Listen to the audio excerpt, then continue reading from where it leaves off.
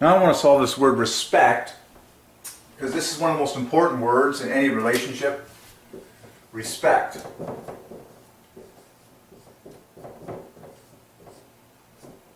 Boom.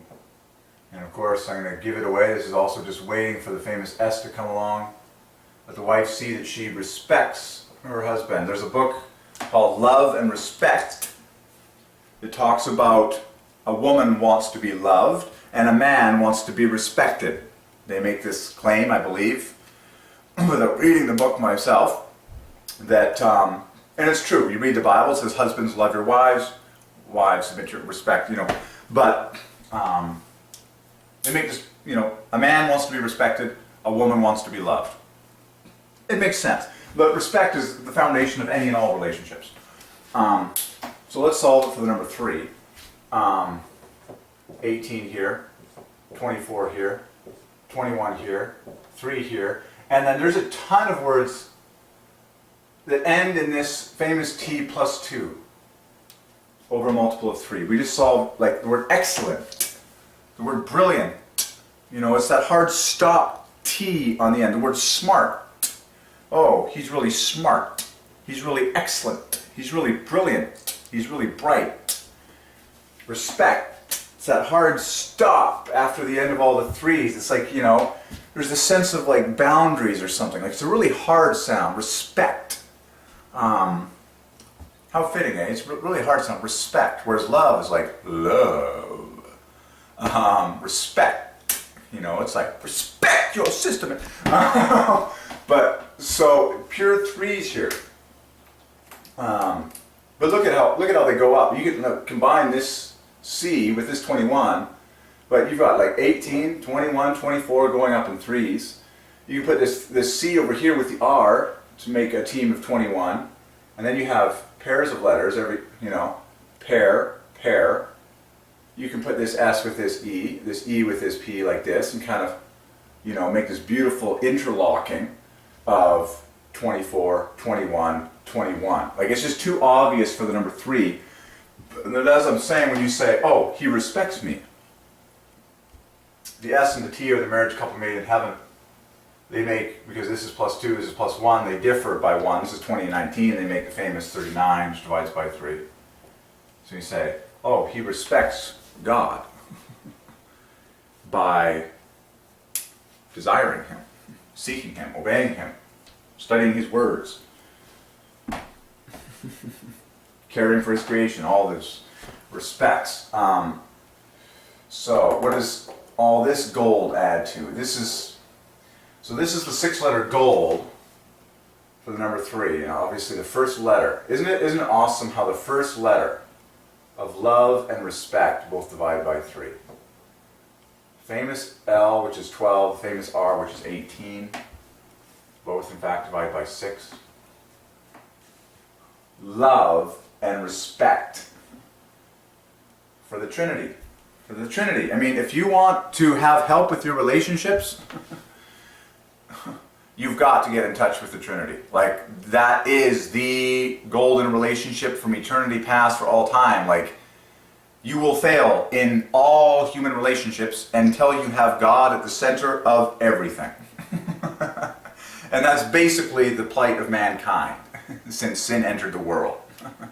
How do we live together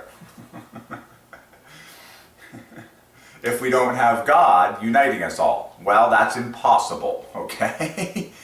Man in his broken nature, his disconnectedness from God, has a really hard time working together with others.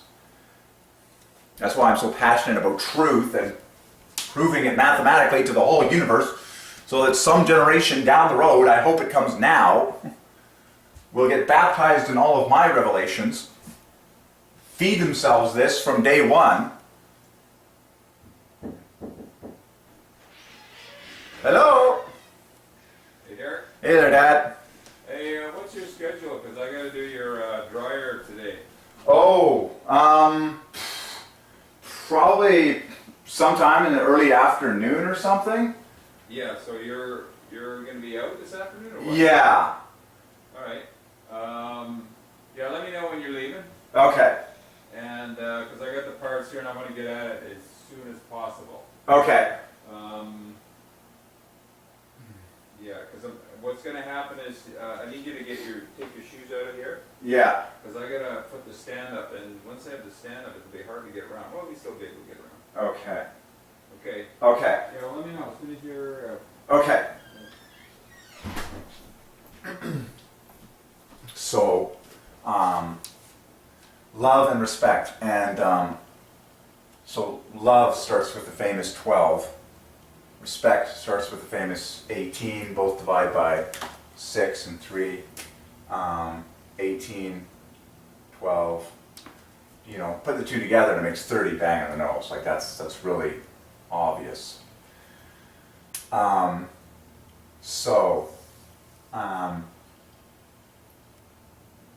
when you say, I mean, love and respect, what's cool is when you put the word and in there, is and equals 19, which equals this famous S that we already mentioned. So love and respect.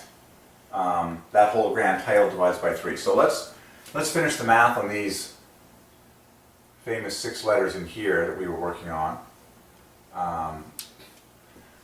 which is 18, so that's 21 plus 21, 42, wow, 66, wow, in 6 letters. That's the exact same as the word family and the word happy. Too good for the number 3. Respect. It's it's stunningly beautiful. 6 letters that add to 66. In 6 letters. 66 in 6 letters. That's the gold train of 3s staring us right here. The word family is the same thing. I mean, family equals 66 in 6 letters. That's amazing. It's perfect. Now, so if you say love and respect, that's going to be 66. Oh man, and the love is 54 in total, so that those two puzzle pieces come together to make 120 perfectly. When you say and, that adds 19 points. So love and respect adds to 39 points on top of that. That's 159.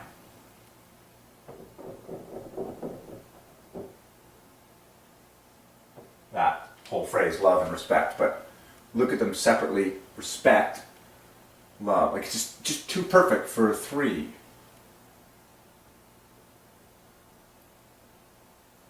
And then so this respects, you know, give them my respects.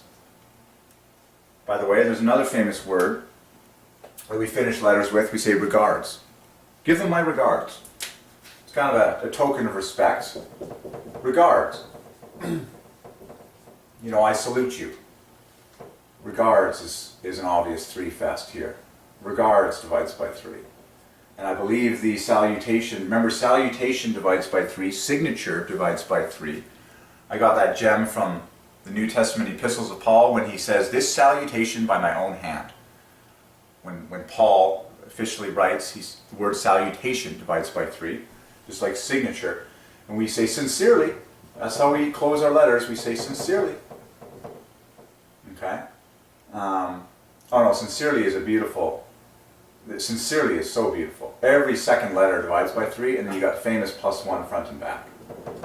So this is the gold train in sincerely. Sincerely.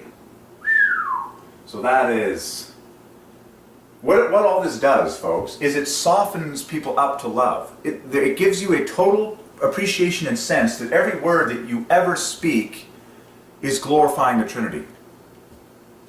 It'll make you far more careful about the words that you speak, and you'll be far more respectful of what comes out of your mouth and what you say to others. And you have this total understanding that everything is for the cause of love. One of the reasons for man's hardness, his hatred, his bitterness, his anger, is he doesn't know what's going on. He doesn't know why he's here. That'll make you angry. 12, 30, 42. Wow. So the gold train in the center of sincerity is once again the famous 66. Just like the gold train in respect regards, the whole thing this time divides by 3. 30, 54, 72. The famous 72, triple of triplets. Okay. So respect, though. Respect, respect, respect. I should fly the wheel here and just preach on the word respect for a little bit.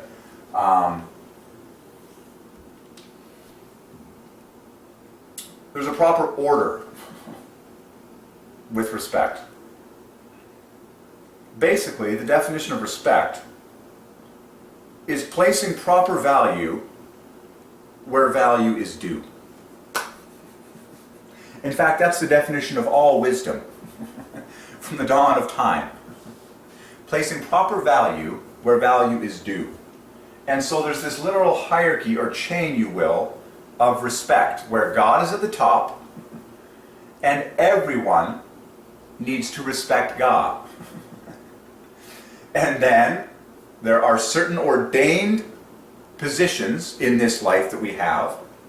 For example, children respect their parents. Okay? But there is a higher respect, okay? So here's how it works. If the parents are not respecting God, the child needs to choose to respect God over what their parents command them to do. Ultimately, if you always respect God, and that's what society's lost. We're not respecting God. We're not respecting the words of God. We might respect each other a little bit, but if you don't respect God, you might as well throw the whole word respect out the window. You've missed the whole point. But then the wife is supposed to respect her husband because she is the follower of her husband. It's that clear. Wives, submit to your husbands in the Lord. Do a Greek study on that word submit. Get the full flavor for yourself. Study it till you're blue in the face. Get what God says about marriage relationship. And then obey it. That's when the husband is doing everything and the wife is doing everything, it's tickety-boo. Someone has to lead. My sister made the most annoying comment the other day that doesn't make any sense whatsoever. She said, "Oh, the husband and wife live in mutual submission to each other." I'm like, that is the definition of going nowhere. Mutual submission. That is impossible. Someone always has to go first. The definition of a team not going anywhere is everyone saying, "Oh, after you. Oh, no, after you. Oh, no, after you. Oh, no, after you." If you did that every single time you came to a decision, you would never get anywhere. Okay? Anyways. Mutual servanthood. I think that's a fairer statement, okay? But someone has to be the leader. You know? Someone has to be the decision maker. Oh, it's just gotten so bad. It's just gotten so confused. Oh my goodness. Anyways, so respect. Love and respect. And believe me, if the woman is loved like crazy, she'll respect her husband. She'll say, "Yeah, honey, whatever you say. Whatever you want to do." If the husband is truly loving her like crazy, supporting her and serving her like crazy, and being the all-out servant love of Christ to her, she will respect his will. When he makes the decision, she'll say, "Yes, honey, I'm with you." Because she is totally loved by him. And she knows that she's totally loved by him. And her job is to believe in him. Oh, man. I mean, oh, people. One of the most important truths I want to communicate to everyone on planet Earth, including people that are in the church and in Christianity and the whole thing, is that you've got to spend as much time in the presence of God as possible. That is what changes you. Knowledge and Bible studies and character, literally, folks, the most important thing that happens when you gather together, Jesus said, where 2 or 3 are gathered, there am I in the midst of them. The most important thing that happens when you gather together with other Christians is not the impartation of knowledge amongst yourselves. You can do that sitting at home alone in front of a YouTube screen like this. It's the presence of Jesus that literally, I just say, rubs off on you. The more you spend time, God is a spirit. You need to hang out with Him. The more personal time you spend with God in prayer, the more you become like God naturally. It's not so much a knowledge thing as it is a presence of God thing. And I need to say that because so much of church programs and so-called Christian growth is focusing on this concept of knowledge, you know.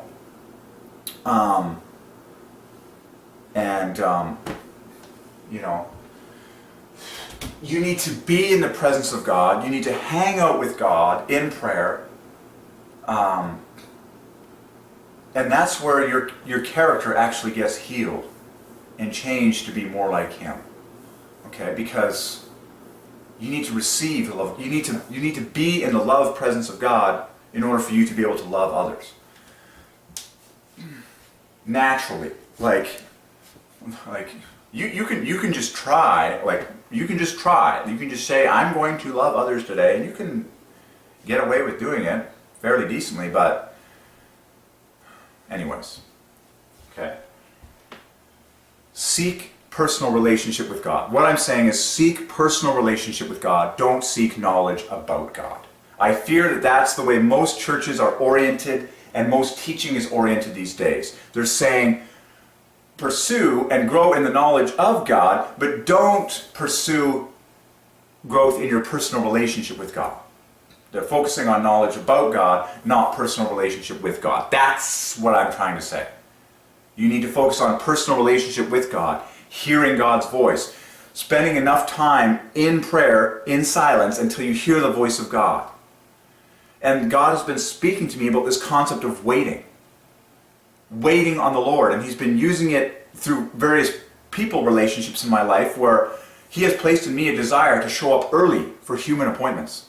And I show up early, and I sit there and I wait. I sit there and I wait for the other person so that I am always the first person to show up for the appointment, and I'm sitting there and I'm waiting for them to come. And if we would do this for the Queen of England. We would do this for the President of the United States. We would do this for the Prime Minister. We would do this for, a wonderful, great man, woman of God. We would do this for a very well-known, famous pastor or something like that. We would, if we had an appointment with them, we would show up early. We'd be like, I'm getting there early. I'm wearing my nice duds and I'm sitting there and I'm waiting for this wonderful person that I really admire to show up. I believe that that's what we should do with God. Wait on the Lord. That means you just sit there alone in silence. Or maybe if you're doing it with others, sit together in silence. It's your prayer closet. Wait, they that wait on the Lord shall renew their strength. You just sit there and you wait, or you kneel there. However God leads you physically to be physically postured, you might lie down. I like to lie down and wait. Just wait. God knows that you're waiting to hear His voice. And just wait. Just be alone. Just sit there in a prayer closet waiting to hear from God. Waiting to get His thoughts from your head. I'm pretty sure He won't speak to you audibly. That is very rare in history, okay? But He will speak to you in your mind. Wait. Wait. Wait on the Lord. That's an act of respect. So, that's awesome. So yeah, respect. Oh boy. And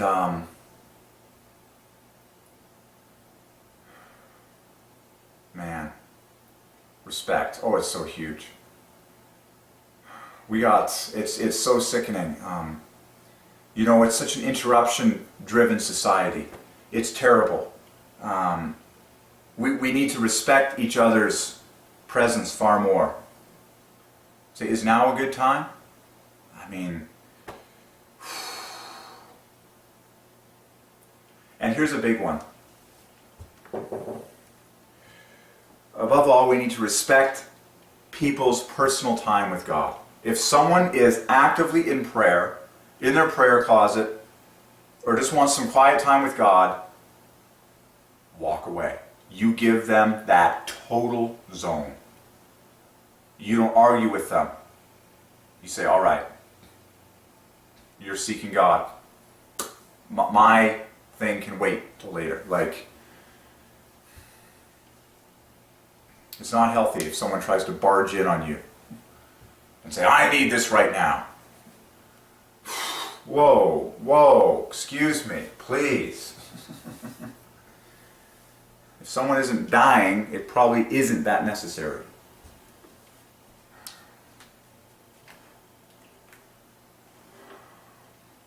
And here's the real kicker, folks. If people would spend more personal time in prayer and more personal time seeking God alone, they wouldn't be so restless. They wouldn't be. That I feel is the number one sickness and disease among people today. They simply don't spend enough time praying to God alone in their personal prayer closet. Jesus did this. The Son of God did this day and night. It said he often withdrew into the wilderness and prayed. If the Son of God had to do that, what do you think you have to do, a mortal human being? It's necessary. You need time alone with God. You need it. And you want it. Believe me, you'll be far happier spending time alone with God than all the stimulating, weird relationships with people, just bombardment on the stimulus and just...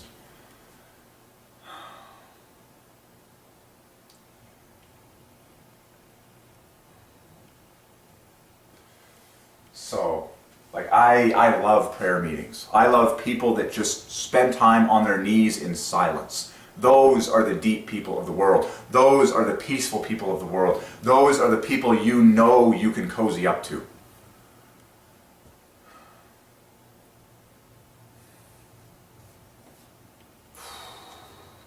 If we had every single man across Canada spending 45 minutes upon his knees in silence every single morning,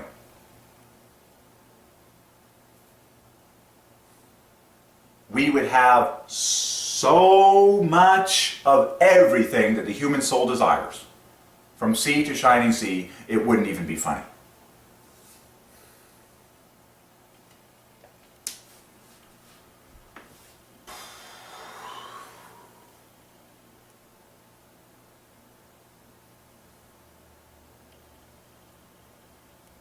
So true. Love and respect, Okay.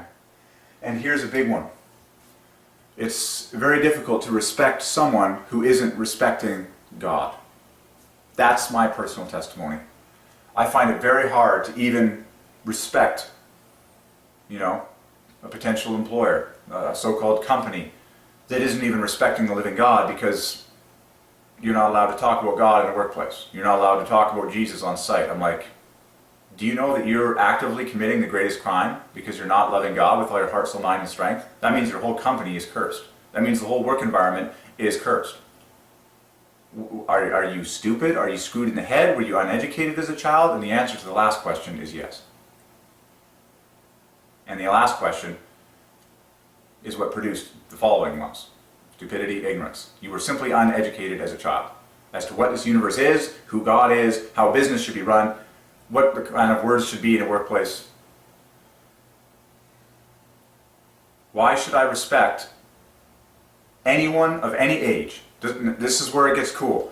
Why should I respect any person of any age that doesn't respect God and doesn't respect Jesus Christ?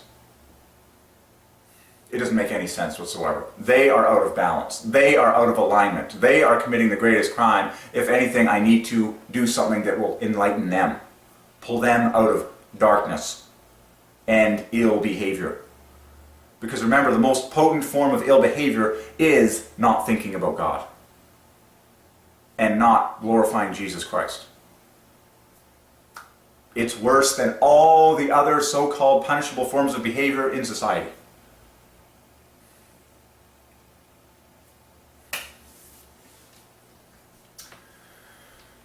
So,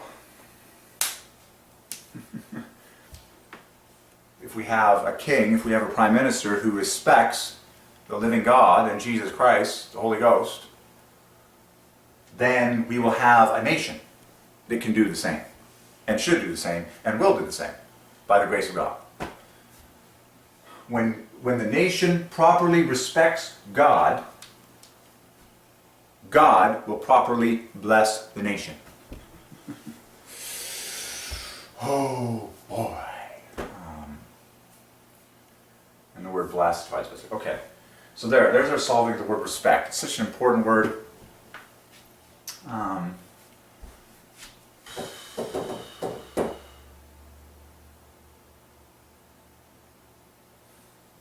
Love your neighbor as yourself. You know, people are made in the image of God. Love your neighbor as yourself. Approach people with kindness. Approach people with humility. It's this profound. Like, don't I want to be treated like a king? Like, when someone comes into my presence, I would love for them to say, Derek, I love and respect you so much. Would it be possible for us to be able to meet together or arrange an appointment together at, you know, such and such a time, or whenever works best for you? That's the way I would love to be treated. So that's the way I treat other people. So that's the way I should treat other people. Excuse me, you know, sorry to interrupt. Like, is there a good time? You know? But my passion is for people to know God. You've got to know God first. All this, and that's the great sin. That's the greatest sin in Canada right now, is people praising all of this good behavior without anyone knowing God. It's the most subtle thing that just irks me every time. Oh, he's a good person. No, he's not. He doesn't know anything about God. And he doesn't care about God. He's not a good person.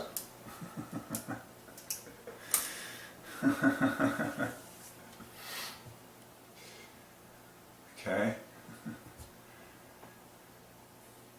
People learn that if they behave a certain way, they think up here, I get certain things back. I get, you know, good feelings on the inside. I get positive affirmations coming to me. I get proper paychecks. I get proper things coming back to me. I get.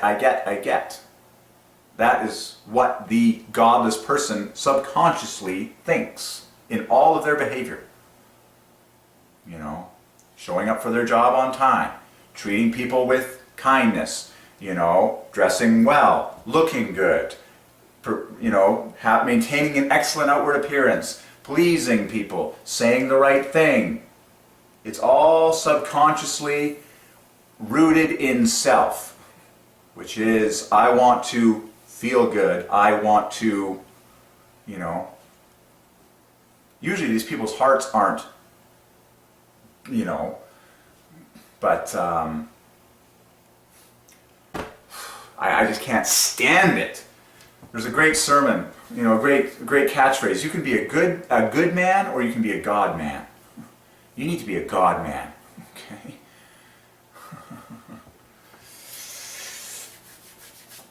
Okay. Sometimes one of the worst cultures to live in is a culture that has all sorts of good people running around, but no God. It's like, oh, that's it's the worst thing ever because it's called self-righteousness and.